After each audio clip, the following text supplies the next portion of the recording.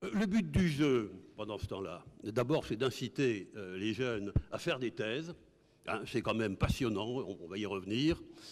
Et on m'a demandé, cet exercice un peu fou, de faire une synthèse des 470 ou 471, il y en a une qui se balade, thèses qui ont été présentées depuis les 10 ans.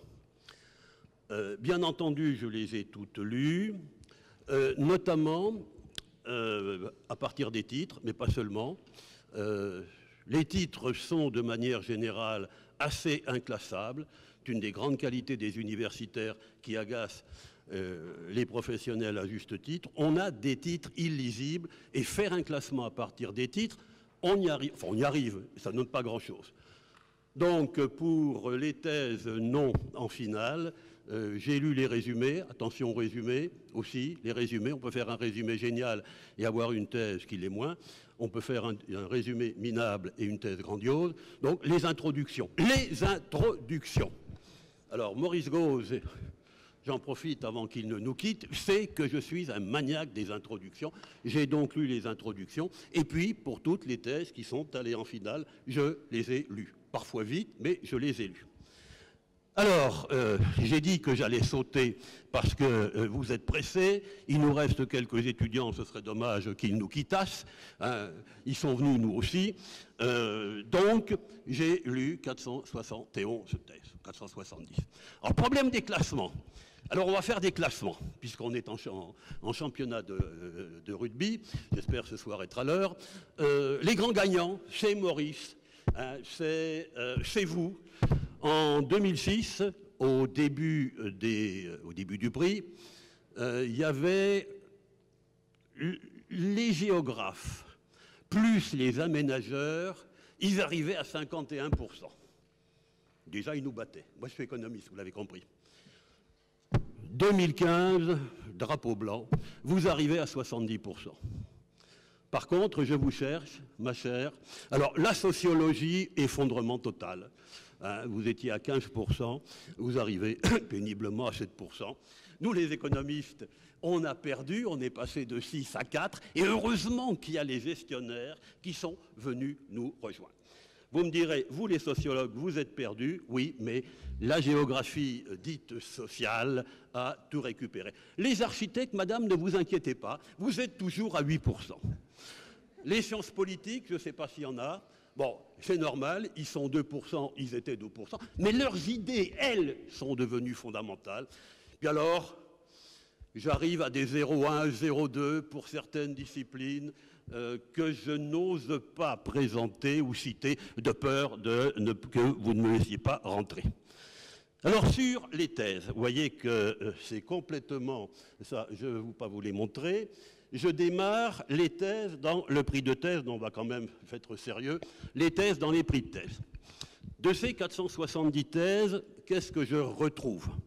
Je retrouve d'abord avec beaucoup de prudence et de relativité. 470 thèses, c'est pas mal. Merci de comprendre l'effort que j'ai fait. Mais c'est rien. 470 thèses sur 10 ans. Vous, les aménageurs urbanistes, pardon, la section 24, vous allez me dire qu'en moyenne annuelle, vous avez 350 thèses. Bon.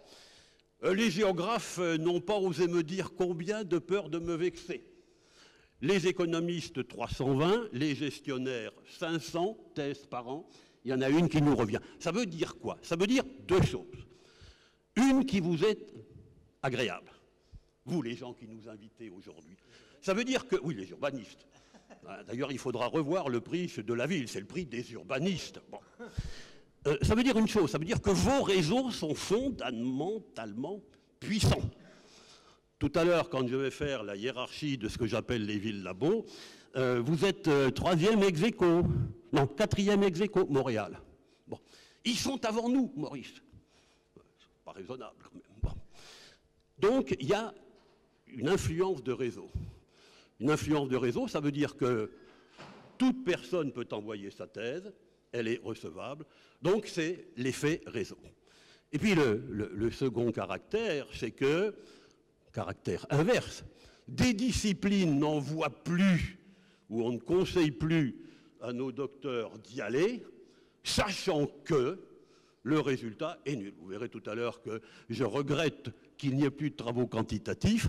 Ben effectivement, il n'y a plus de travaux quantitatifs, il y en a, mais on sait que si par malheur on les envoie, on a eu ce débat dans le dernier jury, contrairement à ce que vous pouvez penser, ce n'est pas forcément entre les universitaires et les professionnels qu'on n'est pas d'accord, hein, c'est souvent entre universitaires. Pourquoi émérite? On a dit tout à l'heure, c'est pas parce qu'on a du temps, c'est parce qu'on n'a plus de conflit d'intérêts. Bon, alors les thèses, elles se situent dans des contextes culturels, contextes actuels. Bon, la crise, la mondialisation, la globalisation, on y a droit. Sur mon diapo, dès demain, je rajouterai, grâce à vous deux qui l'avez dit tout à l'heure, les commandes. Hein, les thèses, elles, s'inscrivent dans des commandes. Alors, il y a de nouveaux concepts ou de nouveaux contextes, oui. Le côté important de la chose, c'est ce qui est mis en bleu. C'est peut-être là l'effet trans-pluridisciplinaire.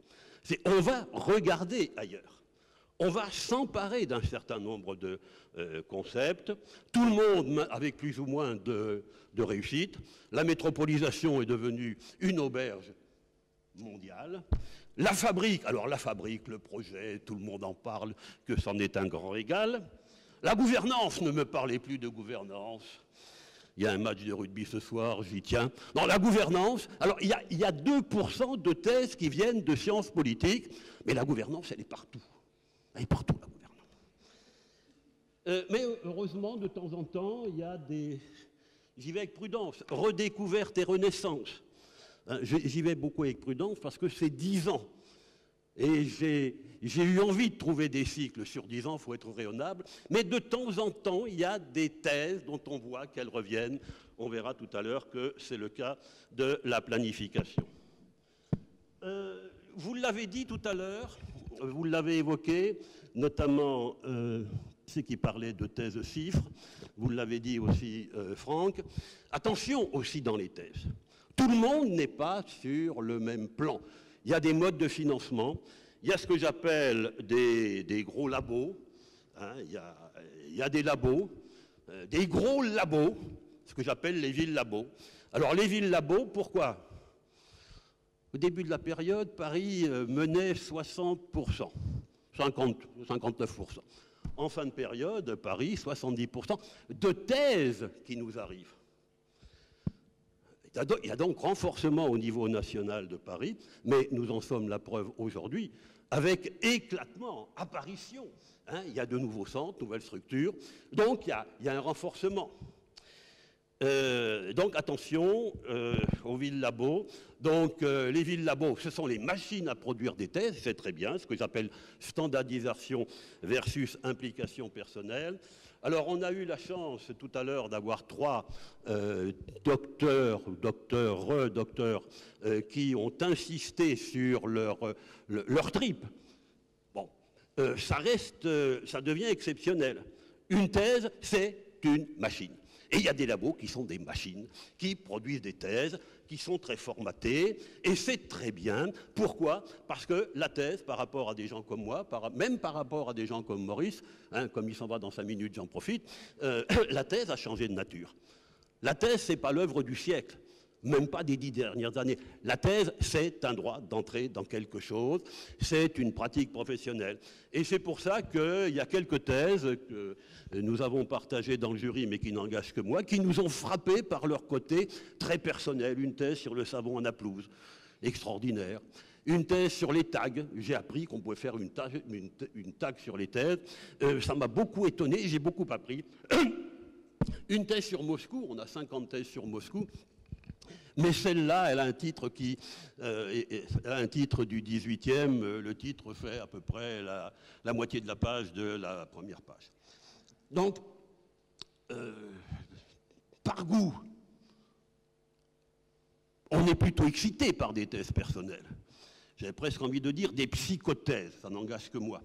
Bon, c'est-à-dire que ce sont des personnes dont on voit, elles écrivent qu'elles sont impliquées, et dans leur vie personnelle, et dans leur vie professionnelle.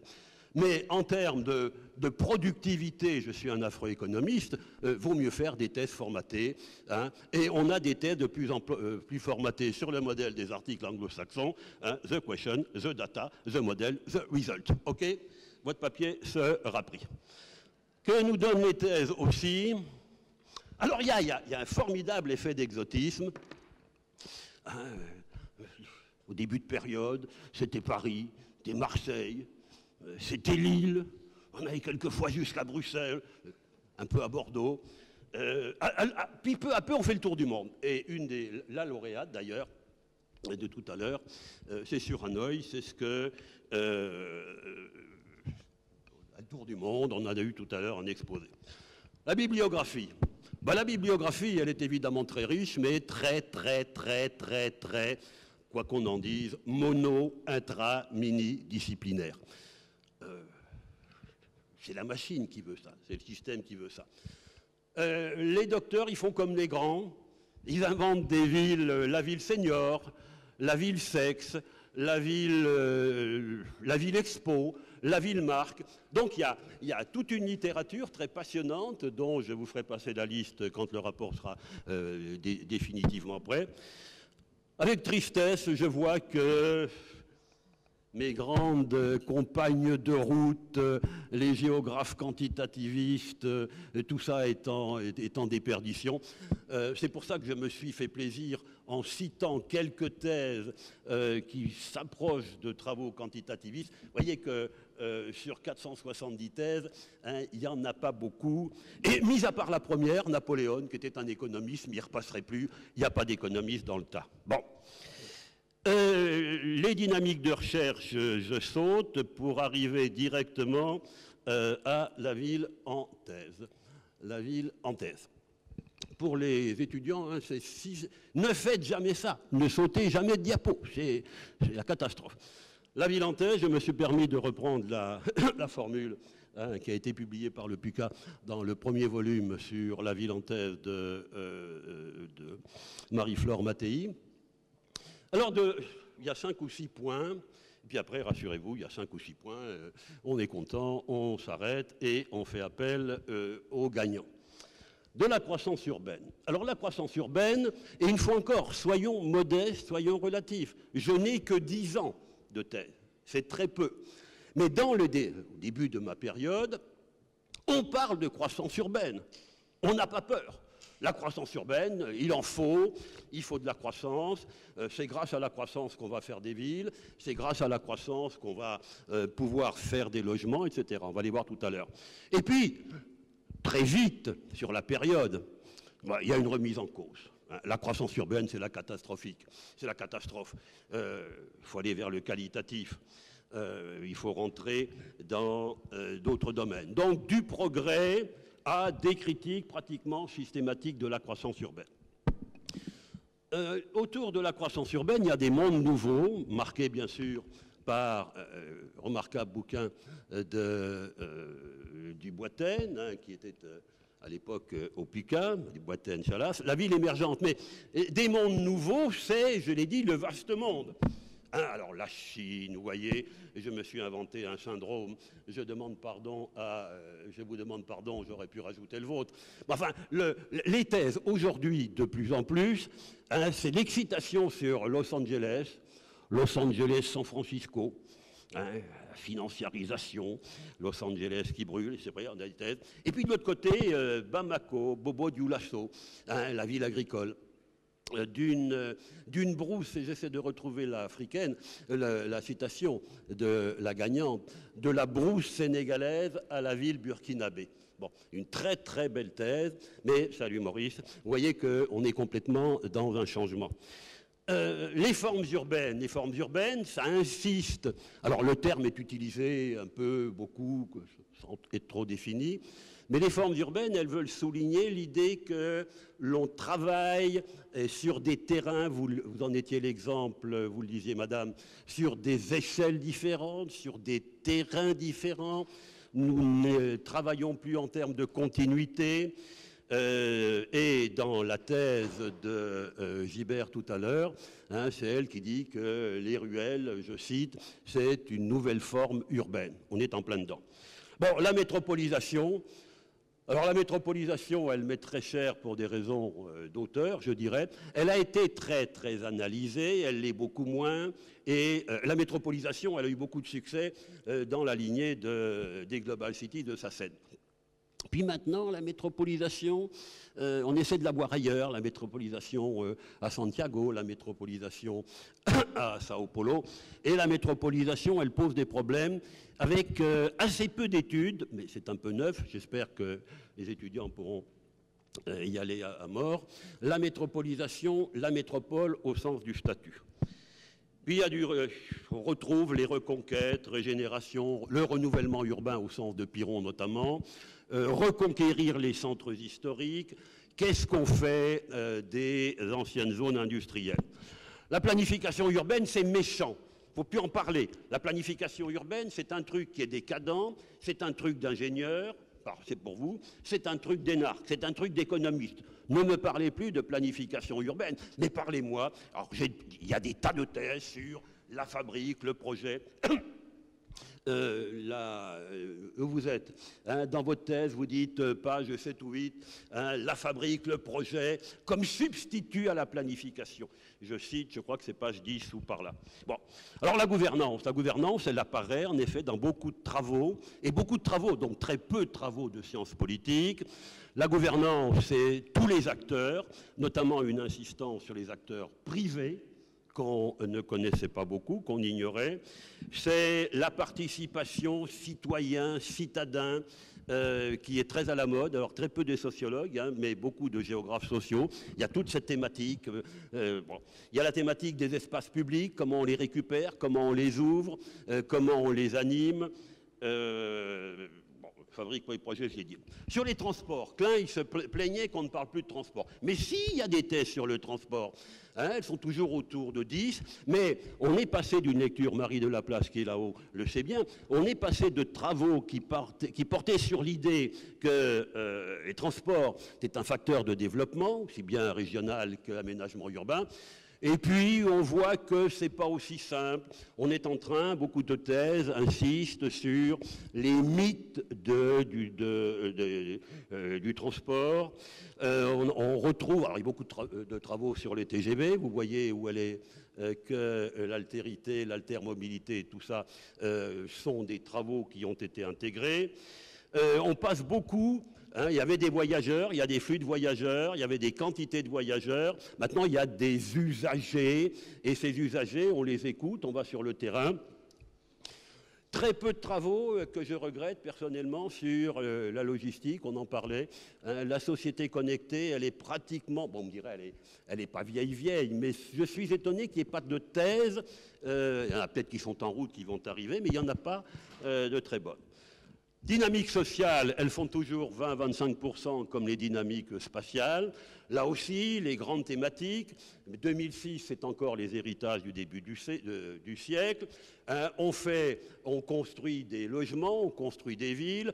Quantité, où, comment on les relie. Bon. Et puis, là encore, comme sur les transports, on voit bien que les travaux montrent qu'il faut presque démolir les tours, il faut presque démolir les villes. Et on a toute une on a quelques travaux, pas beaucoup à mon sens.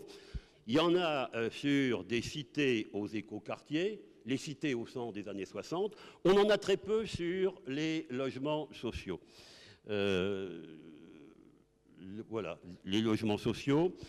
Vous voyez, les sociologues sont partis, mais toute la géographie sociale s'est insérée dans vivre dans la ville, comprendre la ville, assurer des équilibres dans la ville, comment on gère les quartiers populaires. On a des thèses sur Barbès, on a des thèses sur les quartiers populaires, la reconquête des faubourgs, versus la gentrification, et beaucoup de travaux sur les modes d'habiter, de vivre ensemble. Il y a là des travaux d'architectes.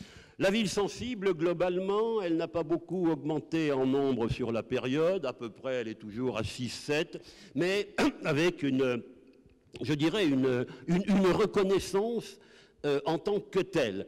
La ville sensible, elle était abordée indirectement. Non, il y a des travaux très forts. Hein, il y a beaucoup de travaux sur la ville vue par et pour ou contre les femmes. Il y a des travaux sur la sexualité. On a plusieurs thèses sur l'occupation des gays dans tel ou tel quartier, aussi bien à Montréal, aussi bien à Londres qu'à Paris. On a des thèses qui commencent, j'y vois plutôt un aspect positif, à nuancer ce que je disais tout à l'heure. La sensibilité des chercheurs, elle est très forte. On a des travaux alors qui renouent avec ce qui a été pour moi à l'époque, quand j'étais jeune docteur, jeune prof, une révélation. Hein. C'était La ville, la nuit d'Anne Coquelin. Alors on a des travaux sur la ville et les bruits, la ville et les odeurs, la ville et les mouvements. Les artistes dans la ville dans les arts et la littérature. On a quelque chose, hein, on a eu une très belle thèse sur Toronto, on a une très belle thèse, elles sont toutes très belles, hein, sur Bruxelles. Une permanence de travaux sur la ville et ses risques, les inondations, les guerres, les criminalités. Et puis, rassurez-vous, j'en ai terminé, mais évidemment, en sautant des pages, on peut rattraper le temps perdu. Il y a ce qui me semble relativement manquer sur les 10 années. Sur les 10 années qui sont venues au prix. Ouais, il faudrait qu'on se mette à 10 pour faire le même type d'analyse sur toutes les thèses de géo, toutes les thèses d'économie. Bon, drapeau blanc. Mais sur les 470 thèses, il y a des thèmes qui me semblent manquer, et c'est un appel que je fais éventuellement aux futurs docteurs. Alors, c'est pas parce que je suis un économiste et un affreux matheux, c'est pas du tout ça. Je trouve que beaucoup de thèses actuelles, ça retrouve votre question indirectement. Je ne demande pas des modèles tout le temps. Je souhaiterais que dans les thèses, il y eut davantage un peu de cadrage, disons des ordres de grandeur. Hein. Et ça, c'est un élément qui retrouve ce que vous disiez. Une étude de terrain, elle est tout à fait essentielle, nous y apprenons beaucoup de choses, elle est très opérationnelle, mais elle doit préciser davantage, me semble-t-il, des ordres de grandeur. Il me semble que les thèses des années du début du siècle et du début de la période en prenaient davantage considération. Alors ce qui manque, me semble-t-il, assez curieusement, mais ça a même manqué depuis les années de la décentralisation, on a très peu de thèses, ou alors elles ne nous arrivent pas. Parce que peut-être des thèses sur la fiscalité locale, on va se dire c'est trop technique, ils ne vont pas lire ça. Il y a quand même très peu de travaux sur la fiscalité et le financement des collectivités locales. On insiste à juste titre sur les propriétaires, c'était en avance d'une phrase, sur les constructeurs, les promoteurs, les usagers. Mais qui paye la ville pour qui? Ça, je trouve que... Dans nos travaux, je n'en ai pas trouvé assez. Alors là aussi, une grande désillusion. Il y avait quand même l'armature. Alors, armature, hiérarchie, on ne va pas discuter des deux mots. Là, on peut faire 40 colloques. Enfin, il y a très peu de réflexions. Je crois qu'il y en a une ou deux. Hein, alors, j'ai cité, parce que c'était le président international, je crois, le colloque sur les villes petites et moyennes de Christophe de Mazières. Et comme Franck fait de la publicité pour sa revue, j'ai fait de la publicité pour la mienne, la rue. Mais il me semble qu'on est allé très loin dans les quartiers, très loin dans les parcelles, très loin dans les ruelles, très loin dans les étages. Mais qu'est-ce qui se passe entre les villes? Elles sont quand même de plus en plus concurrentes. Il y a très peu de travaux. Est-ce que ces hiérarchies, et les grandes, les petites, ça tient encore?